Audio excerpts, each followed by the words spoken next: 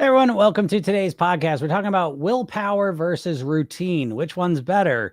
I'll let you know, spoiler alert, it's the routine. You got to stop relying on willpower to try and lose weight because your brain is not designed to be willpower driven. Willpower is a prefrontal cortex process. It's something that takes a lot of energy to do, and you can use it up very quickly in a number of ways. It's not just restricting and controlling your eating. If you have to figure out how to get someplace you've never been to, if you had to do a math problem, all of these things use prefrontal cortex energy. And so it depletes pretty quickly. So we do not want to base all of your weight loss around having excessive willpower to try and force and control and oversee every single eating behavior you're going to make. Instead, we want to use that willpower to strategically create routines and rituals that we automatically do that keep us at our goal weight. So I hope this makes sense, because if you're going to always try and fight against yourself, you're going to lose. And instead, we want to train ourselves to be at the weight we want to be. And this shift in thinking makes all the difference in the world, because all of a sudden you start working with yourself rather than against yourself, which is how weight loss is felt. It's because you're trying to use your willpower to fight against your subconscious mind, to fight against your routines and your rituals. Right? I mean, snacking at night is the perfect example of this. That's a routine, and you're trying to willpower yourself to not do it. But instead, what we want to do is we want to use our willpower to create a new routine. Does this make sense? Because a lot of times when it comes to dieting, it's almost like an anti mindset, where instead of trying to do something new, you're trying to stop yourself from doing the bad thing. And this approach is never going to work long term, because your brain is built to run on autopilot. You're going to do your routines on autopilot. Do you not notice this, right? Just like brushing your teeth. You do this multiple times a day. When you do it, you don't think about it. You just do it because it's part of your routine that runs automatically. And your eating is the same way. So instead of trying to fight against it, we want to use the willpower to create new routines that create the weight loss and ultimately allow you to live at your goal weight for the rest of your life on near autopilot. That's how you do that. So I hope this helps you out. If anyone has any questions, feel free to ask them. Any weight-related questions are acceptable, even if you're doing keto. Let me get my camera set up here. This camera looks crooked. That's definitely crooked. There we go. All right. There we go. All right. So yeah, any weight loss questions, feel free to ask them. And ask them now, because I'll be gone in a couple days. See if any questions came through. All right, we're just getting started. So here we are. Yeah, a rainy day here in New England. But what's up, Don? How's it going? Don and Callie. Did you guys get the eclipse? I feel like I saw that path of totality, but I don't think I got to California. But everyone could see the eclipse anyways, I believe, right? I'm eclipse crazy. But then I'm about to go to DC too, so I can't wait. Oh, a sunny day, partial eclipse. Yeah. I will tell you, not to be this guy. I don't know if I said this yesterday. I don't want to be this person, but the totality is exponentially better. So if you ever get a chance to actually put the extra work in to go see the totality, do it, because it's almost like they should be called different things. You know, one's an eclipse and one's like something called something else. You know, but it's so crazy. So. Bree says Thursdays are the most stressful day for me. Should that be my pleasure day since I'm prone to overeating? Oh, interesting. That's a good question. I never really thought about it that way. Would that be a good day? I suppose so. I hesitate because I'm kind of two minds, right? And of course, we're always figuring things out. So I don't know the right answer. I give you some ideas and you experiment with it and see what works for you. There's two ways to go about this. One is that you work on being more relaxed during Thursdays. Okay. Again, pleasure for me, like I like my pleasure days on the weekend because I like to really enjoy them. Right. So my weekends are more chill and relaxed. And I like using my busiest days. Those are the days I don't want to eat good foods. Now, it's easier. Like on my busiest days where I'm working the hardest, I just want to fuel myself, you know, and then I like to keep my weekends where it's like more pleasure days where I'm kind of relaxed and more chill. Those are the days when I really enjoy the food the most. So that's kind of my first response. But again, there's no right or wrong. It's only what works for you. But the first thing I'd want to do is Thursdays are my most stressful day. I'd want to attack that.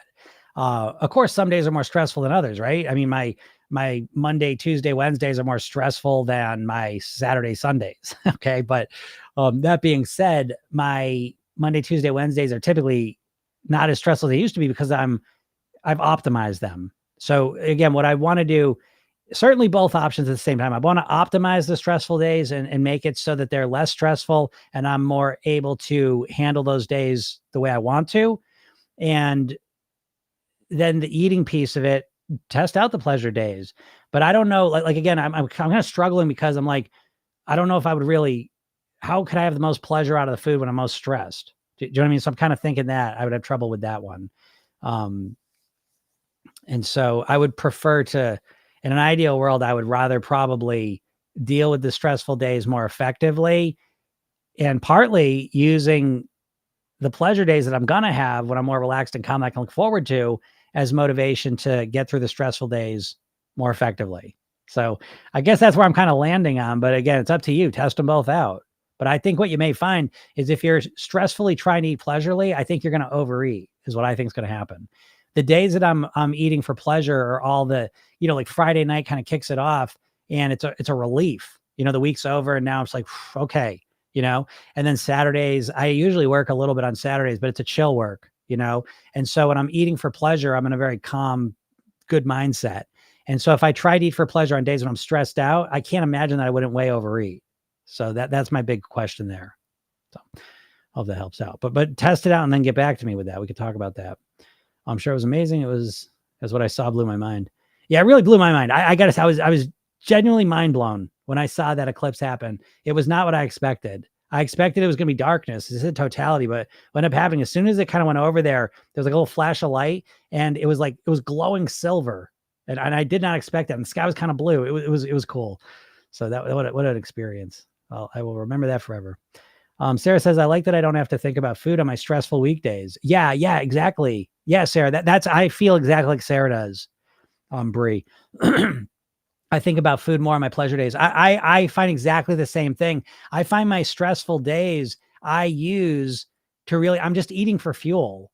You know what I mean? I'm just eating to most effectively get through the stressful days and do whatever it is I got to get done.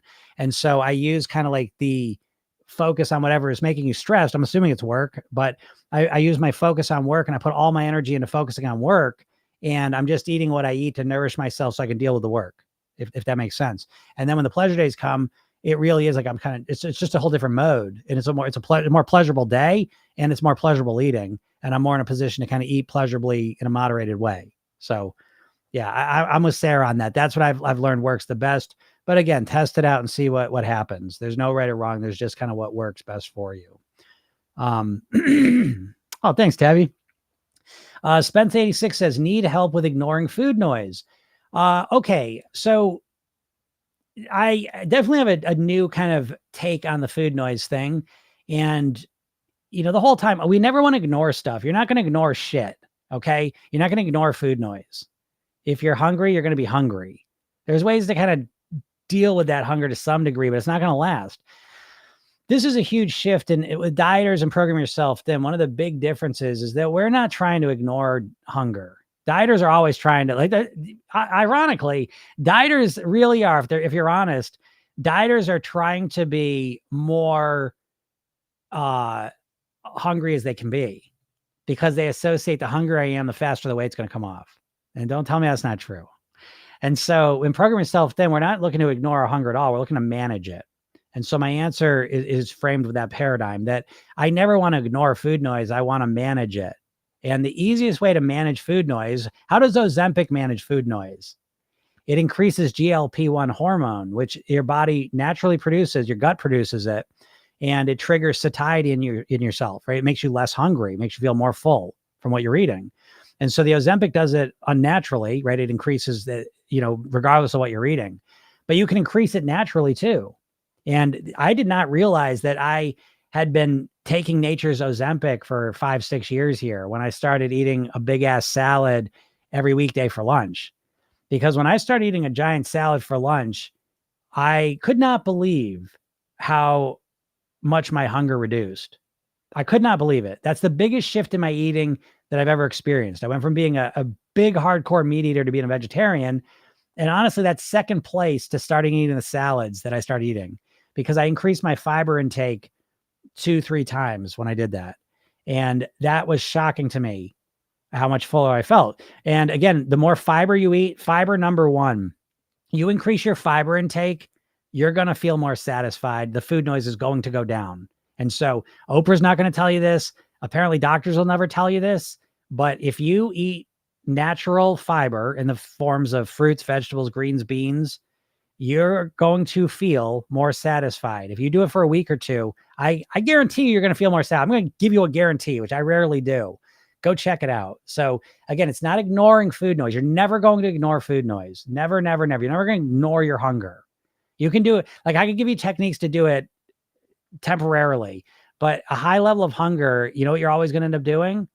You're going to end up eating. Because when you feel hungry, every part of your body starts getting oriented towards food.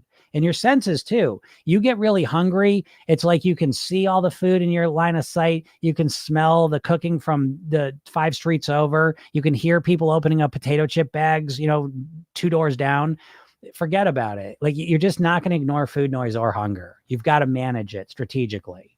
And that's a much better strategy. So helps you out. What's up, Laura? Listen to your daily. You're amazing. Thank you. Yes, I get your email sometimes. I apologize. I haven't gotten back to them. I've gotten flooded with email stuff. I'm horrible at email anyways. I will be honest. I'm not good at it. But anyways, thank you, Laura. I appreciate you saying that. I'm glad you watch. What's up, Joy? See you on there. Don says, and hunger is not an emergency. That's true too. Slight hunger is not an emergency, but intense hunger feels like an emergency, folks. When you're really hungry, it's setting off all the alarm bells in your body and mind. That's what I'm trying to say. You're not gonna fight against that and win. You don't believe me? Jody says, Jim, any lives next week? Enjoy your vacay. You deserve it. Thank you very much. Yeah, we'll have lives. I'll be back Wednesday. So yeah, we're going 4 days. I kind of like mini vacations at this point. We got dogs and kids and everyone's got so much stuff going on. Mini vacations seem to be kind of the strat for us. So it's kind of the perfect thing, So yeah, we're going to DC, which will be fun. I used to go to school down there, but it's gonna be fun. Don says, I always start with fiber. It's a huge help to feeling satisfied. Yeah, it's huge. It's huge. Fiber is nature's Ozempic. It's that simple. I don't know if I could say that. I might get banned, but it really is. So says, thank you for your help. You're welcome. You're welcome. What's up, Heather? I got home to an empty house yesterday and felt such joy and ate chips and then felt guilty.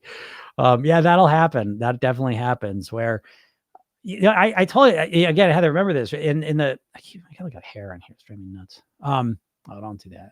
Now it's focusing somewhere else. So, yeah, understanding our emotions is so crucial, this whole thing. And what triggers our behavior sometimes, and it's usually places, the environment, time of day, time of week, time of month, people or lack of people, right? In your case, right? All of a sudden it's like no one's there and it's exciting, it's party time, and moods, So these are the big 4 triggers of behaviors. And so, yeah, I get it, Heather. Yeah, you felt such joy, and then it becomes, I always dealt with that. Like all of a sudden you're home alone and it's like party time, you just feel like a little kid again sometimes. That's what it was for me. So, yeah, but that's okay, Heather. Again, you redo it. You know what I mean? You redo it in your mind. How do you want to act when you get home alone? But again, it's an outlier event, I'm assuming, right? You rarely get home alone. And so remember this, we always want to focus on the 80-90% of our eating that's habitual and consistent and not the outlier events. And I'm assuming, I think maybe it's kind of an outlier event that you get home and you're all alone. So I wouldn't worry too much about it, if that's an unusual thing. If it's a regular thing, then you get working on it. Yeah, exactly. Yes. Read, rehearse, and optimize. Exactly. And if that's an outlier thing, like rarely is that, usually everyone's home, then I just let it go. Doesn't matter. It's like I'll go around DC. Well, the Eclipse is a good example of this. We went and got just a giant bag of snacks. we didn't know. We honestly, we were like, well, it could be so much traffic. It could take many, many hours to get home.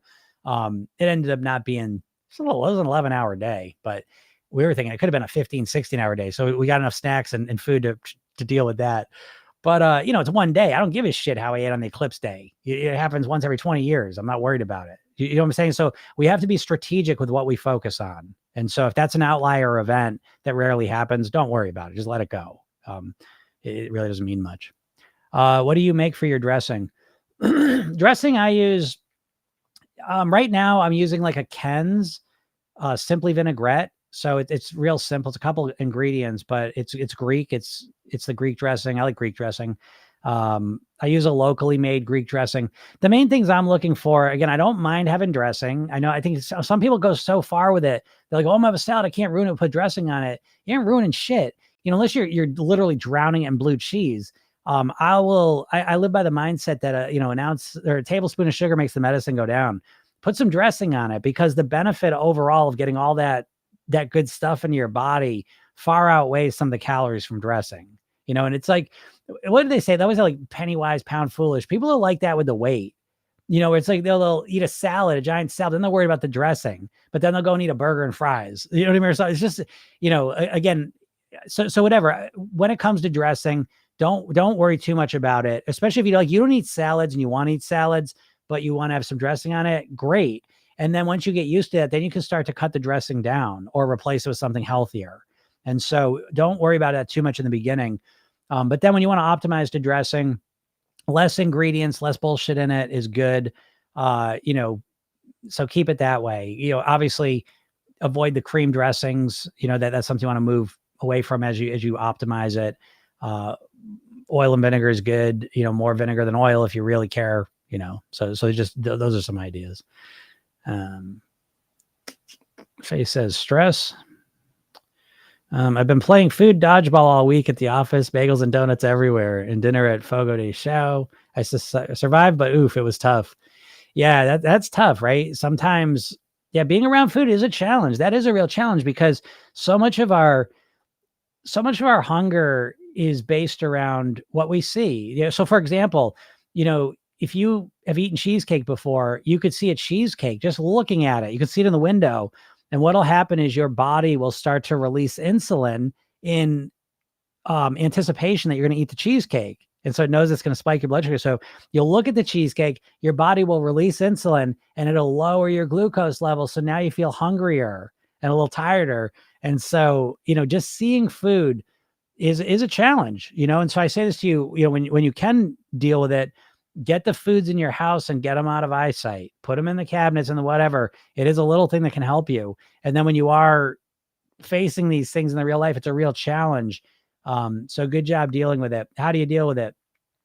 If you do see foods, I will see them, and then I will say something to myself about it. Like, I don't know. I shouldn't have gone on that path because I don't feel like explaining it too deeply right now. But good job, Sarah. I know sometimes we get surrounded by these foods, and it is a challenge. It's real. That is real. But again, kind of continue what we have been talking about. One of the easiest ways to deal with food challenges of seeing food and not wanting to eat it is to be satisfied, to nourish yourself, keep your hunger in check. That does a lot of the work of kind of setting you up for success when you are around these foods and do have to see it. Oh yes, like fast food with a Diet Coke. Yeah, exactly. It's like that. Bree, have you read Unfunk Your Gut? The author has a similar mindset and functional medicine approach. I have not read that. That sounds cool. I like that name. Unfunk Your Gut. Yeah, guts, man. I will say that gut knowledge is a little I'm kind of just catching up with that. I guts in general are, I think, for most people, a missing part of the process. Unfunk your gut. I'm just writing that down. I'll get that. Understanding your gut is really interesting. I will tell you, like studying the microbiome has been fascinating. I was talking in a coaching call about that. The more you understand it, I think all that stuff's so good. The more you understand your body, that's so helpful. When you understand how your gut works, how, blood glucose levels work, how insulin works, what your pancreas, when you understand the system effects, like when you start thinking of your body as a system, it has very powerful impacts, because most people are completely disassociated from their body. Like for example, you don't think of like what you eat as being your primary exposure to the world. You think of your primary exposure to the world being your skin. But if you take your skin and iron it all out, it's I forget the numbers now, but it's like oh man, I'm going to blank it all. I forget. I got to relearn this, but you basically, don't hold me to these numbers exactly because I got to relearn them. But if you took your skin and ironed it out, it's a couple, square feet. Okay. And then second exposure to the world is your lungs, right? So if you took your nasal passages, your lungs, and you turn them upside down, iron them all out, it's like half the size of a tennis court. Okay. So that's the second biggest exposure to the world. The third biggest exposure to the world is your intestinal tract. So if you took your intestines and your stomach and your whole digestive system and you ironed it out, it's like the size of half a football field. So this is where I'm getting my numbers screwed up. I got to go recheck that. The point being that your primary exposure to the world is what you're putting it through your mouth. And a lot of times we don't think of it that way. So the more we start to understand this thing we're living in, and the more we start to turn our attention inside how the system's being affected by what the shit we're throwing in our mouth, the more we tend to make better choices, because we're thinking about things in a different way. And a lot of people are disassociated from that and they just want to lose weight. And this is not unintentional. The diet industry has conditioned you to really just think about weight in terms of external, how you look. Think about it. Every weight loss ad you've ever seen is a before and after picture. You want to lose weight because you want to look better primarily. Let's be honest. And it ain't enough motivation. It's why you're not getting the results you want. But when you start to realize the real story is what's going on inside your body. I mean, think about it. This is what changed cigarette consumption. People always knew, oh, it yellows my teeth, stains my fingers. Who gives a shit? Makes my breath smell bad. I don't care. And it wasn't until we really realized that it gives you lung cancer and makes you die earlier than you need to. That's when people stopped smoking so many cigarettes. And the same thing has to happen with you and the weight, I believe, is you've got to internalize this as this is your life. This is literally what you're putting in your mouth consistently is probably going to be the biggest thing that's going to impact how long you're alive for, your quality of life while you're alive. Now, I'm being dramatic. You just don't think of it that way, though. That's why you're not really motivated to lose weight, because you don't really value it. Imagine that. Imagine the main reason most people aren't losing weight is because they don't really want to lose weight, because they're not really that motivated. So, yeah, it's a funny world, but it's true. It's a true story. So, yeah, we got to change the way we think about things if we want different results. And changing the motivation is one of the keys. But, yeah, so I don't know. But let me kind of wrap this up. I got a lot of stuff to do in anticipation of getting out of here. I should go for a while, but yeah, I'm going to cut this one up. You're right on point. Thank you. Yeah, well, that looks like Nurse Nita. Are you a nurse, I'm assuming? Are you a nurse? I would say it's so funny. Majority of the people in my program at this point are nurses. So it's just so funny. Maybe that's why. Maybe they kind of internalize things. But yeah, right. So, and I mean, no one really talks about this. Even doctors, it's like, oh, you should lose some weight. It's not too good for you. But, even doctors, my mom was diagnosed with type 2 diabetes. And I said, okay, well, they explain to you what's going on. She's like, well, they said I should stop eating white foods. I said, oh my God, that's it. Because even diabetes, I find most people don't really understand what diabetes is. I know that's weird. I've talked to people that literally have type 2 diabetes that don't really understand what's going on. So I'll share this with you. I don't know if I'll get out of here, but I'll share this one because I think this is really important. Because I want to explain it to in a functional way. Because again, you're always thinking of like these imaginary lines in your mind: becoming type 2 diabetic, becoming obese, having heart disease, having whatever things going on. But it's a process of we bring ourselves there each and every time we do this. And so type 2 diabetes happens because you juice your pancreas, right? So long story short, you eat a candy bar, let's say, right, made of a lot of sugar that's quickly absorbed. It spikes your blood sugar level, right? So every cell in your body uses glucose. And so when you eat the candy bar, a lot of it's sugar, and the sugar is half glucose, half fructose. And the glucose goes right into your blood, spiking your blood sugar. Too much glucose in your blood concentrated is toxic. And so your body quickly releases lots of insulin. Now, what's interesting is your body's not good at measuring how much insulin release, because glucose spikes are not natural. Like, not really. I mean, you can do them. You can eat a lot of grapes or a lot of honey. But if I put you in the woods, you're going to have a hard time spiking your glucose levels. Okay. And so in a natural world, it's rare to spike our glucose levels because we can't eat foods that spike glucose. They don't exist. And so in the modern world, you can spike your glucose 5, 6, 7 times a day. And so every time you spike your glucose levels, you spike your insulin levels. Both of these are toxic at high levels. And so the insulin basically clears out the glucose from your blood. It's like a key that opens the cells and pushes the glucose into it. And then what happens is a lot of times, like I said, the glucose levels spike and then you release the insulin levels and it crashes the glucose levels. And guess what? Now you're hungry and tired again. And now you want to eat.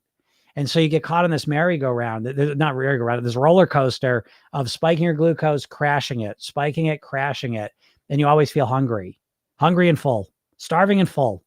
And eventually what happens is when you keep doing this over and over again, the cells become resistant to the insulin, right? So insulin resistance is that, your cells have gotten resistant to this constant roller coaster of glucose, insulin, open the door, shovel it in there. And eventually the key gets kind of worn. And now also your pancreas can't produce as much insulin because it's produced so much of it. And this is one of the things that the Ozempic does. It helps your pancreas produce more insulin, which again is another reason why for type 2 diabetics, even the Ozempic is a way to treat the symptom, not the core problem. The core problem isn't that your pancreas isn't producing enough insulin. It's that you keep juicing your glucose levels and needing to produce more insulin. So the real answer is to start stabilizing your glucose intake so it's more even keel. And how do you do that? We eat more natural foods. The more natural, healthy foods you eat, the more it's a slow release of glucose, slow release of insulin. And that's much better for your body. And so again, when you start to understand the instant impacts of your food decisions, it starts to change things a bit. Because a lot of people say, well, who gives a shit if I eat a candy bar? I'm fine. I'm pre-diabetic. I'm not even diabetic. Who cares? But every time you eat that candy bar, you're creating this tsunami effect of glucose and insulin in your body. And it has this systematic negative effect on your body, mind, emotion, and moods, and your weight every time you do it. So, it's an interesting way to think about it. Right. And that's probably not how you thought about it, most likely. We eat when we can and often not well, trying to improve that. Yeah. Nurses for sure. Yeah. That's the biggest challenge, right? Of being a nurse is that your schedule is seemingly very sporadic. Now, again, working with nurses, you can do this much better. It's the same answer for everyone. You got to structure your reading. I believe this to my core. I believe you've got to structure your reading, which is one of the main things we do in the Program Yourself Thin course is you create your eating blueprint, which is a structured way of eating. So even when you, again, as a nurse, yes, your schedule is kind of all over the place, but you can absolutely still structure your eating. I promise you. And once you structure it, it changes everything. You feel a lot better. Laura says, can insulin resistant be reversed? Can you lose weight if you have this? I believe I do. Yes, you can lose weight no matter what. You can have, there's no condition I've seen. There's a couple real outlier conditions that you don't have or you'd know about them. Insulin resistance, Hashimoto's, menopause, hormonal issues, thyroid issues. All of these things definitely are real and they can slow down your weight loss. But if you reduce your calories over time, you're going to lose weight. And so even if you're insulin resistant, so can insulin resistance be reversed? Yeah, to a point. Okay. So it's somewhat of a pickling process, folks. So I tell you this in the hopes that you realize that sometimes you can't reverse things. So I know a lot of us, we're walking around thinking, I get type 2 diabetes, I just take insulin. Well, man, you're not internalizing how damaging it is to your body to spike your blood sugar like that, to have diabetes. It's an intense thing, and our culture minimizes it. Listen, again, there isn't anything, there's an obesity conspiracy. It's the food companies, the diet companies, they're one and the same. The food companies own the diet companies, by the way. I'm not going to say it. Okay, I'll say it. Weight Watchers was owned by Hinge. Jenny Craig was owned by Nestle. Atkins Food Products owned by the same company owns Carvel Ice Cream and Cinnabon. And Slim Fast was owned by the same company owns Ben & Jerry's Ice Cream. Those companies don't want you to lose weight. So the obesity conspiracy is the food companies, the diet companies, and the medical establishment. I love my doctors and nurses, but the system itself is really built to treat the symptoms. And all the profits from the medical establishment pretty much come from treating symptoms, not finding cures. And so, part of how that filters down to you and your brain is that you minimize the effects of type 2 diabetes, of spiking your blood glucose, because in the back of your mind, just treat it with medicine. but you're not really understanding what it does to you and what the impacts of being on these medicines are and the other effects of it are. And once you start paying attention to it, it can become a very powerful motivator. Chris says, is fasting as a woman recommended? I don't know what kind of fast you mean. There's intermittent fasting, there's water fast, there's long-term fasting. So it depends on the type of fasting you're talking about. Whether it's recommended or not, really, I think comes down to, intermittent fasting. Listen, intermittent fasting is just another tactic to reduce your calorie consumption by compressing your eating window to 8 hours. And there's no magic to intermittent fasting. That being said, I intermittent fast, so I want to make clear about that. But I started doing this 30 years ago, and I kind of came into it on my own. And the reason I make that distinction is that when people approach intermittent fasting now, it's like a diet. And so they're jumping right into not eating 16 hours a day every day, or whatever their strategy can be. Long story short, it's usually very overwhelming for them. And then they feel like a failure that they can't do it. Or I see a lot of people trying to intermittent fast and they're really forcing themselves to do it, but they're starving. And when they finally start eating, they're binging. And so I've absolutely seen intermittent fasting becoming a training ground, become a binge eater as well. So, is it good? Yes. Is it bad? Yes, it's both. And it just depends on how you approach it and how you respond to it. So again, I can't give you just a simple answer because I don't know enough about you. I don't know if you've tried it before and I don't know what your experience with it is. But I say it to you that there's a million ways to lose weight. Find the way that works best for you. And for a lot of people, intermittent fasting is not that thing. And for some people it is, so if it is, great. But if it's not, you don't force yourself to do it. The big thing I see over and over again with weight loss is that the easiest way to describe it is it's people trying to fit a square peg into a round hole, trying to force yourself to do something you don't want to do. And you don't need to do that. And it's counterproductive. The more you're forcing yourself to do something, the less effective it's going to be. So that's my long-winded answer to it. I intermittent fast and I help nighttime snacking. I've been doing this 8 months now and I love it. Yeah. I now on the positive side of intermittent fasting, I do think when you speak within the context of the American diet, which is basically eating all day long, I think it's wonderful because I don't think it's not normal for your body. It's not normal to be eating all day long. We've never done that in the history of our history. We've never done that. And so it's overwhelming.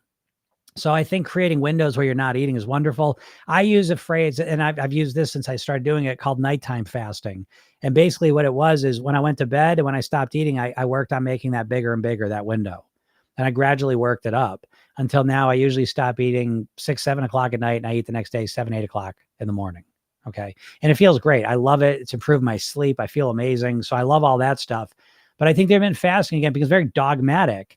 And I think that creates all kind of problems. So again, I like intermittent fasting, but I would say approach it with a more flexible mindset than what you're going to get when you go and study it, because you tend to get very rigid rules and prescriptions. So, excuse me. Kay says our low-fat diets, less than 50 grams per day, less than 15% of your daily calories, bad for hormones in the long run. I mean, it depends. You know what I mean? It really depends. And I really mean that because, what we're finding, we're just beginning to enter the age of individualized medicine. And we're only able to get there because of genetic testing. And so genetic testing is really a paradigm shift within the medical industry where they're really understanding, it's like, think about, right? Imagine, I always think back, this is a crazy thing. Like, I don't know, 500 years, I don't know when they discovered different blood types, but it's crazy to think like, who the hell would have thought that, right? Who would have thought with different blood types, And so a lot of history kind of reveals this, right? We're just like, oh, we're all the same, oh no, we all have different types of blood. And now the genetic thing is that times a million, that we're all different. And that difference shows up in our digestion. So for example, lactose intolerance, 100% of Asians are lactose intolerant. Over 75% of African Americans are lactose intolerant. So, again, that's just one example of our genetics impact the foods we can eat and thrive with and suffer with. So, I would never say low-fat diets across the board because it depends. If you're, if you got like, I don't know, Eskimo genetics in you. You may be able to handle fat a lot differently than someone who has different genetics. Do you know what I mean? So again, I know this leads to very unsatisfying answers, but I think we have to realize we live in the gray zone. There's no clear cut, one size fits all answers for this stuff. And so what I would suggest is, you can play around. So why eat low fat diets? I think I'm in the camp of lowering fat. I have been that way for 30 years. Now that was more of a fad then, you know what I mean? But I think that holds up. I think we consume excessive amounts of fat than we would in nature. That's my belief. And so I think just in the standard American diet is very high in fat. And so I don't like to get into specific prescription numbers, but I like to think like I personally keep my fat intake pretty low. I feel best doing that, but it's been trial and error. That's the point I want to leave you with, is that experiment with it, lower your fat intake and see how you feel, because it really is unique. And so again, what we're looking for is not like some plan I tell you, and then you try and force yourself to do it. But okay, I learned about low fat. Let me experiment with it and see how I feel. And not just how I lose weight, not just that, but how do I feel about it? Do I feel good? Do I feel alive? Do I feel energized? Or do I feel lethargic and frustrated and annoyed with it? So pay attention to how you feel with it, because that's going to dictate how long you do it for, which is going to dictate the ultimate results you get from it. So I hope that makes sense. But again, remember, the thing with fat is that fat contains the most calories. So when it comes to fat, the way I think of fat is I think of calorie density. And so like, calorie density is the amount of calories in a volume of food. And so a tablespoon of oil will have as much calories as like a watermelon. I'm making this up, but you get what I'm saying. So the watermelon's not calorie dense, and the oil is calorie dense, right? Because it's this big, 1 tablespoon, but it's packed full of calories. Okay. And so in general, fat has a lot of calories. Fat's calorie dense. Okay. And so, have I heard of Dr. Greger? I love Dr. Greger. I'm a huge, he wrote the book that really was my second renaissance of nutrition. I was just talking about this earlier. I don't know if you're here, but when I talk about the two biggest shifts in my diet, we're going from a big meat eater. Well, I should say there's 3 shifts in my diet. 2 of them happen kind of similar, so I lump them together. But I ate a very processed food diet, very meat heavy diet, and I shifted to more natural food, vegetarian. That was the first giant shift in my diet. The second giant shift, which may have been even bigger, is when I was still a vegetarian, but I started adding way more fiber, nutrient density, and nutrient variety into my diet. And that was directly because of Dr. Greger's book, How Not to Die, which I consider that's probably my number 1 nutrition book of all time. That really had a huge impact on me. I'm a giant fan of his. So, yes, I am familiar with him. And, again, he says what a lot of people say. Yep. Yeah, exactly. Yeah. All the people you're saying, and Dr. Ornish, all of them are, I'm in that camp. So I know, again, I say this every day, that we live in the information age, which doesn't mean we have access to like one thing we know is true. It means we have access to all of the information, and we can believe whatever we want because there's people that have the criteria to believe them. Doctors telling you to just eat meat. Doctors telling you don't worry about cholesterol. So, we can believe anything we want to believe at this point in time. And I throw myself 1000% into Dr. Greger, Neil Bernard, Dr. Ornish. I believe these people, what to do if I can't live without meat and chicken. I think that's fine. I'm not anti meat chicken. I will tell you, a big part of why I shifted away from meat, and I say this all the time, for me, honestly, my being a vegetarian felt like my sexuality. And I believe you're born, with your sexuality. And I believe because I was a big ass meat eater. I mean, there weren't people eating a lot more meat than me. I ate meat at least twice a day my entire life. And so, but when I started going down this path and vegetarian just kind of popped its head up, I was like, it just felt right. And so I very easily went into it. It wasn't a struggle for me. I didn't force myself to do it. One of the big reasons I did it, I'll kind of list them in order. One of the big ones, honestly, is I was like, I did believe it was healthier, but I thought it was going to help me manage my weight a lot better, because you got to remember, this was 30 years ago. And back then there really wasn't any meat substitute that was any good. Okay. So it's like if I stopped, because I looked at what I ate, what I struggled with, it was a lot of fast food, junk food, meat based dishes.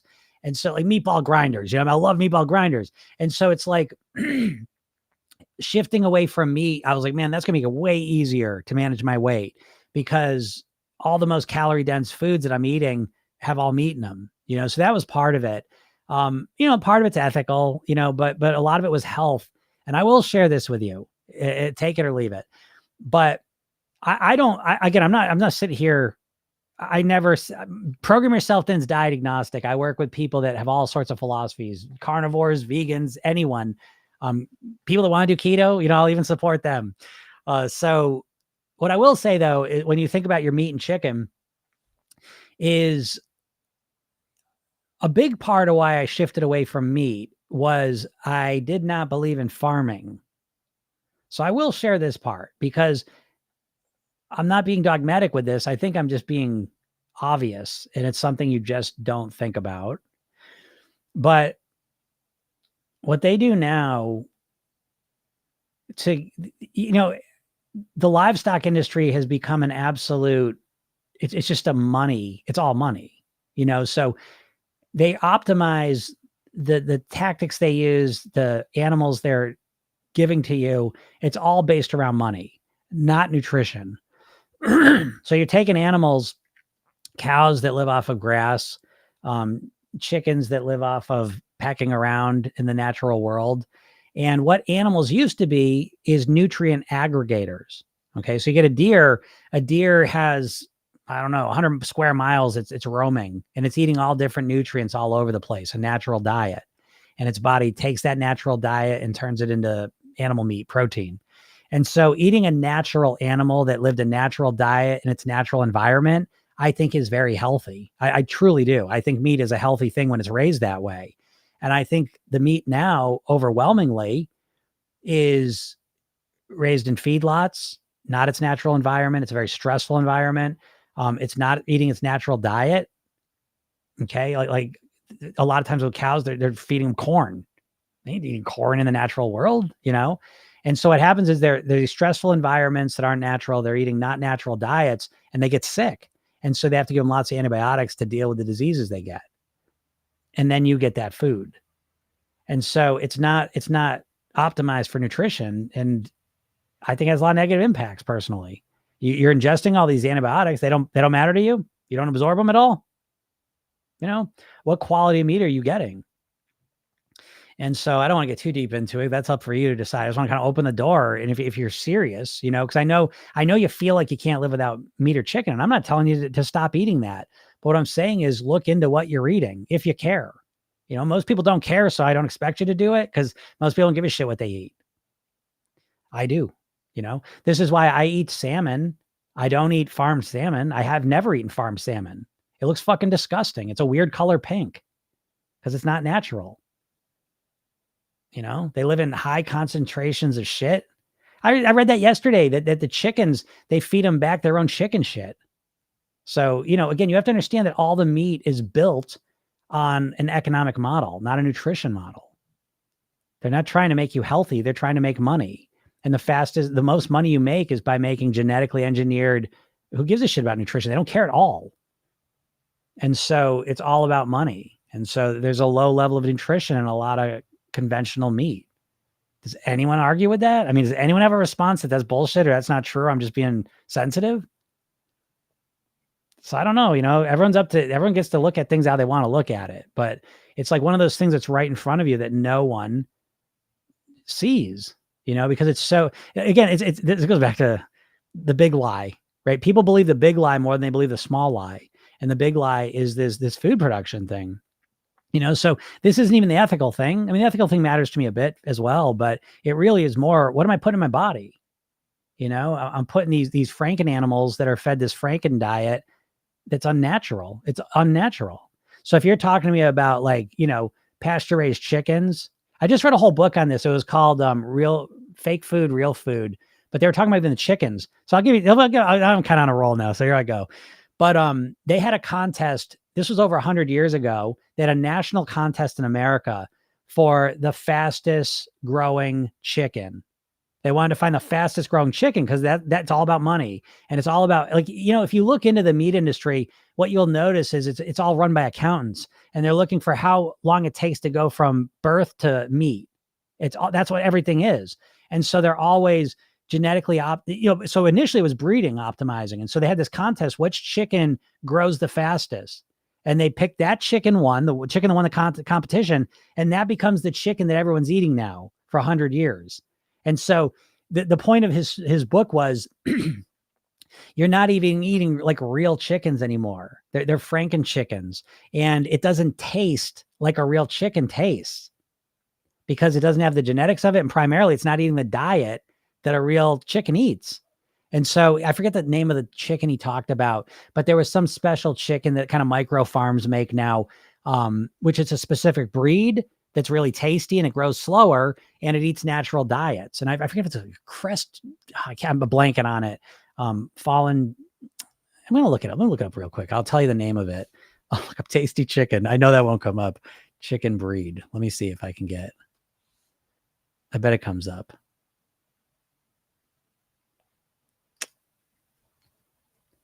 I'm missing it. But I'm getting different breeds anyways, but it was called Fallen Rock. Like, I feel like it was called Fallen Rock. Let me look that up.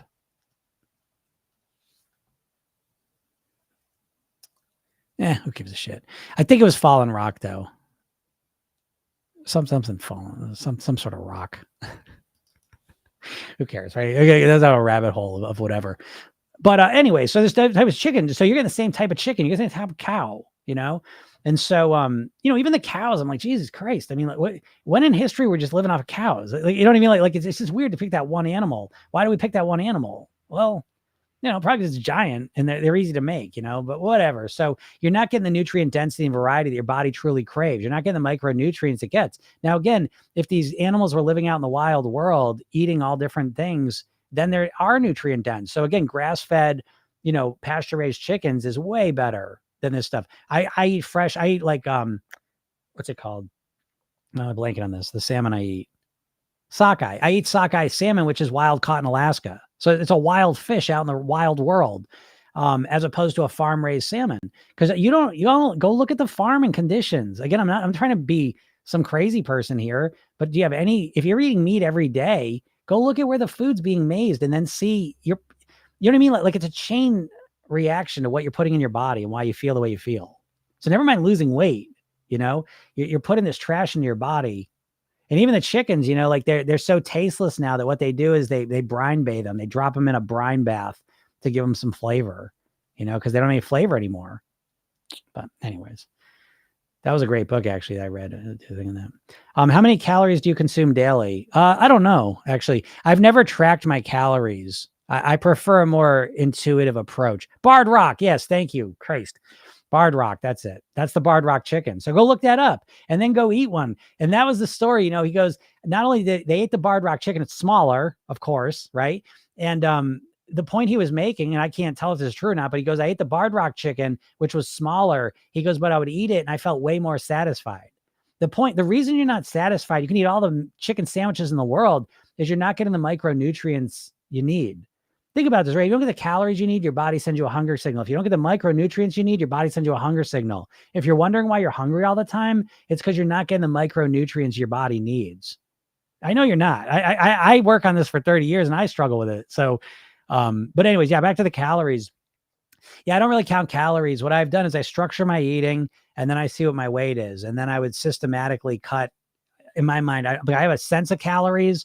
And so it's like I would eat a certain way, see where my weight ends up. And then I would strategically say, where's the easiest place for me to cut some calories out? I cut those calories out, do that for a little while, see where my weight's at.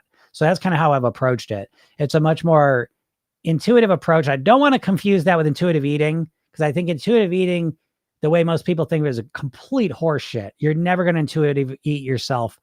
The way people think of it, I know how most people define it. That's never going to work for you, I bet. So prove me wrong, but I don't think it's going to work for you. But I do have an intuitive approach, if that makes sense, to master my eating. And it's not counting calories, because counting calories is usually a short-term strategy that does not last long. So, Yeah, Don says, I also no longer count a thing and still lose weight monthly. Yeah, freedom. Yeah, absolutely. You can absolutely lose weight without counting calories. No doubt about it. Jordan says, I struggle to eat and I'm losing weight. Would you recommend smaller meals throughout the day? I struggle to eat. What are you struggling to eat? I don't know what that means. And am losing weight. You're struggling to eat less and I'm losing weight. Would you recommend smaller meals throughout the day? Do you put protein in your salad? Yes, I usually either put chickpeas or egg whites, hard-boiled egg whites, and sometimes I guess a little bit of protein, blue cheese crumbles, sometimes a little bit, and some walnuts, a little bit of protein in there. You don't need as much protein as y'all think. I will tell you that. Protein's over exaggerated in this culture because back to the money. There's a lot of money made off of selling you meat, and so the protein thing, the protein scare is such bullshit. And I'll just prove it to you in one simple question. When's the last time you got a protein deficiency test? Ever? Everyone's worried about protein, right? I'm a vegetarian. I let my doctor know that they ever give me a protein deficiency test. Nope. You ever gotten one? Probably not. So the protein fears are overblown. Now, protein's important. I'm not saying it's not important. It is important, but people over index on the protein piece. And they under index on the fiber. Fiber is the number one thing. If you start eating more of it, you'll lose weight easily and naturally. Try tofu or tempeh as a protein source. They're absolutely delicious. Yep. Yeah, I eat both of those and they are. Yeah, tofu just tastes like whatever it's with. I love tofu and I love tempeh. So I like both of those. They're very good. Yeah. All right, everyone, I'm gonna get out of here. Got a lot of stuff to do. So, all right, thank you so much. If you're not in my world, make sure that you go to my bio, click the link, get the hypnosis session, watch the video I made for you, read the emails, and listen to the podcast. Podcast is Program Yourself Then on all the platforms. And if you're really serious, go to Program Yourself Then, start the program, and work with me. All right, everyone, have a super duper day, and we will talk soon. Bye, everyone.